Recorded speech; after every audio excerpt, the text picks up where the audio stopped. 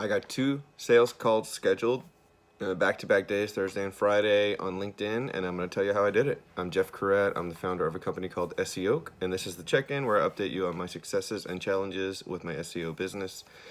And yeah, getting back to the LinkedIn stuff, if you've been watching these check-ins, you know that I've been sending a connection request to about 75 people per day. For about a week, maybe a week and a half, maybe 2 weeks, something in that range. You could go back and look at my other videos to see exactly how long it's been. But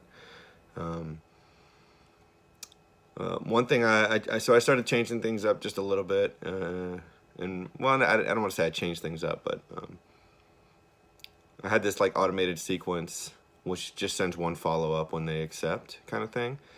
And then one person I responded to on there wanted to meet. So, very simple, sent over the calendar link and they scheduled. And then another person didn't respond to my follow-up. So I actually reached out to him with a little something that showed that, we have something in common, and,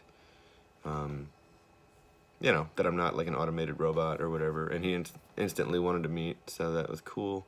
And so the whole point of this is, I didn't get immediate results. I'm only now starting to get results 2 weeks later. So just remember, when you're doing something like this, it's just one of those snowballs that can grow over time. So hopefully this stays up. I don't expect to get this to happen every single day, but after doing this for months and months, I could see how things could really start piling on. So feel free to use this idea for your own business.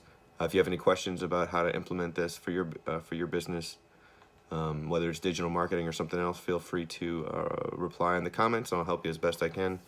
And just in terms of what's going on with my business, it's crazy. I have so much going on, and I don't know.